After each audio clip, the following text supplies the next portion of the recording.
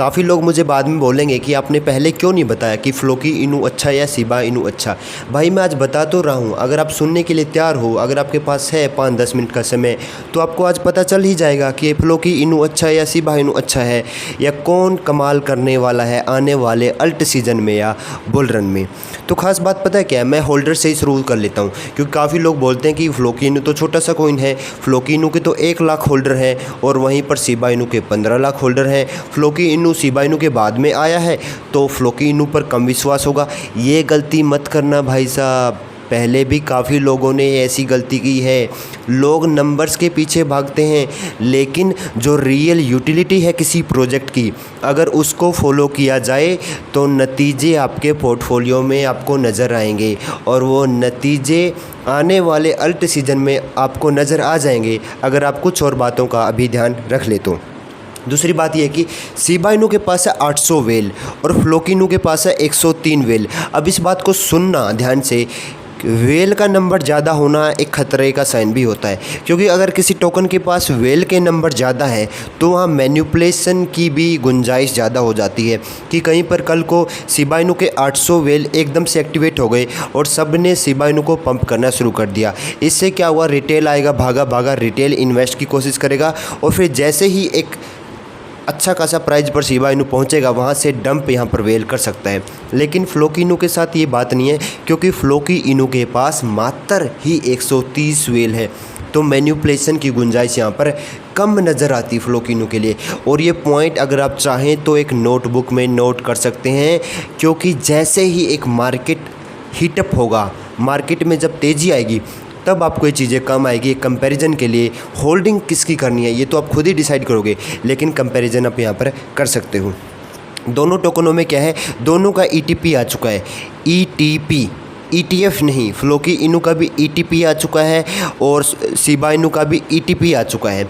अगर मैं आपको ETF से कंपैरिजन कराऊं तो अगर ETF की शक्ति 100 है तो मान लीजिए ETF की शक्ति 5 ही है, तो ETP जो है कोई बड़ी चीज़ नहीं है, काफ़ी छोटा पहलू है ETF का। जब ETF आएगा तो दोनों कॉइन का साथ ही आएगा मुझे लगता है, क्योंकि दोनों कॉइन के ही जो होल्डर्स हैं, बड़े बड़े वेल हैं, उन्होंने एक्सचेंज के साथ मिलके security exchange commission of America में जो है ETF फाइल करने की कोशिश की है। बड़े बड़े इन्वेस्टमेंट ग्रुप भी अभी सामने आए हैं जो दोनों के ही ETF यहाँ पर फाइल करने की कोशिश कर रहे हैं, तो दोनों यहाँ पर जीत जाते हैं, कोई बड़ी बात नहीं है। लेकिन जो आगे मैं फ्लोकी इनू की बात बताऊँगा ना, वो सच में सुन के आप बोलोगे अरे यार ये क्या बोल दिया, ये पहले क्यों नहीं पता था, अगर हमें पहले पता होता तो हम ये कर लेते, वो कर लेते।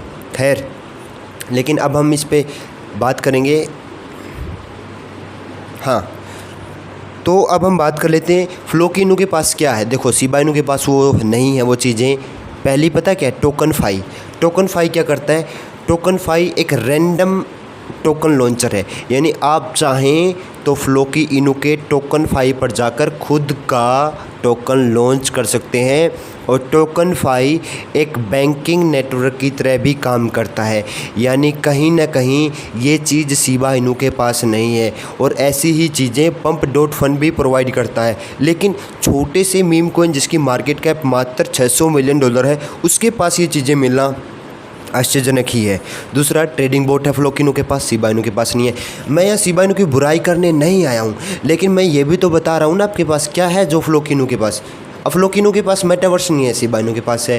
फ्लोकी इनू के पास सिबेरियम नहीं है, शिबा इनू के पास है। फ्लोकी इनू के पास और क्या नहीं है, लेयर 3 नहीं है, लेकिन शिबा इनू के पास है। तो शिबा इनू के पास बेशक अच्छी चीज़ें हैं।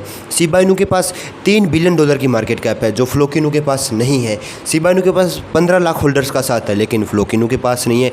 लेकिन जो चीज़ें फ्लोकी इनू के पास हैं वो तो मेरा फ़र्ज़ बनता है ना आपको बताऊँ, क्योंकि तभी तो आप अच्छा बेहतरीन कंपैरिजन और तुलना कर पाएंगे ना, तभी तो आपको पता लगेगा किस तरफ पलड़ा झुक रहा है। वहीं पर फ्लोकी इनू को जो सबसे यूनिक बनाता है वो है इसका टोकनाइजेशन। और मैं छाती ठोक के कहता हूँ कितने ही लोग हैं आज की डेट में जो टोकनाइजेशन पर बात कर रहे हैं, लेकिन ब्लैक रॉक ने बार बार बोला है कि मेरे पास $10 ट्रिलियन के एसेट हैं और आने वाले टाइम में 2030 तक जो टोकनाइजेशन का मार्केट है वो लगभग $16 ट्रिलियन हो जाएगा। और इसमें फ्लोकी इनू भी थोड़ा हाथ मारने की कोशिश कर रहे हैं। लोग टोकनाइजेशन से कंफ्यूज हो जाते हैं कि टोकनाइजेशन क्या बला है। तो मैं आपको थोड़ा सिंपल करके बता देता हूँ। मान लेते हैं आपके पास, हाँ, ये बुक है ना, ये बुक आती है ₹100 की, ठीक है। अगर मैं इसको डायरेक्ट दुकान पे बेचने जाऊंगा तो वो मुझे बोलेगा 80-50 रुपये, या मान ले मैं नई बुक लाया हूँ, मैं किसी को देना चाहता हूँ इसको ₹100 में, ठीक है। तो या तो मैं इसको डायरेक्ट ही दे दूँ, या मैं क्या कर दूँ, इस बुक की जो कीमत है वो 100 टोकन के बराबर कर दूँ। यानी इस बुक की कीमत 100 टोकन के बराबर है, ठीक है। कोई भी टोकन हो सकता है, XYZ। मान लेते हैं इस बुक की कीमत 100 फ्लोकी इनू के बराबर है। तो अगर आप चाहते हो कि पूरी बुक नहीं खरीदनी आपको, लेकिन आप चाहते हो बुक का कुछ हिस्सा खरीदना चाहते हो आप, तो आप 10-20 फ्लोकी इनू की बुक खरीद सकते हो।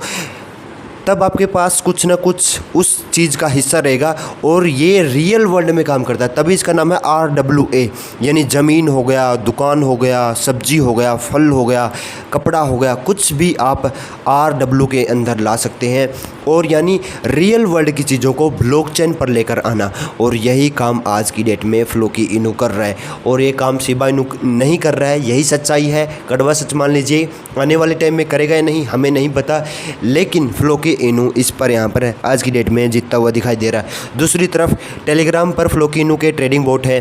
काफ़ी लोग अब ये बोलेंगे अब तो फ्लोकी इनू की ही तारीफ़ में लग गए। देखो ऐसी बात नहीं है। मैंने आपको पहला भी बताया है कि शिबा इनू ने जो मुकाम हासिल की है इस मार्केट में, वो कोई भी कॉइन हासिल नहीं कर पाया है।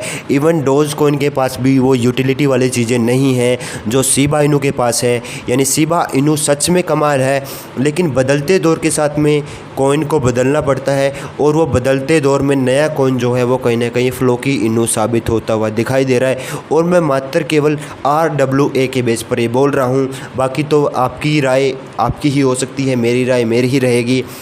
आपका इन्वेस्टमेंट आपका ही रहेगा, और कोई फाइनेंशियल एडवाइस तो मैं यहाँ पर देने की कोशिश करता भी नहीं हूँ। बाकी जैसे प्ले टू अर्न हो गया वो शिबा इनू के पास भी है। तो ये सारा मोटा मोटा कंपैरिजन मैंने आपको दिखाने की, समझाने की कोशिश की।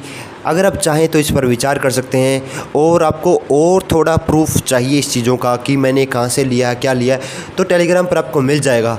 और अभी तक आपने ये वाली वीडियो नहीं देखी है जहाँ पर AI ने शिबा इनू का प्रेडिक्शन किया है, तो इस वीडियो को ज़रूर देख लेना, क्योंकि 5 बड़े AI टूल ने शिबा इनू का खतरनाक प्रेडिक्शन किया है। इस वीडियो पर क्लिक करके ज़रूर देख लेना।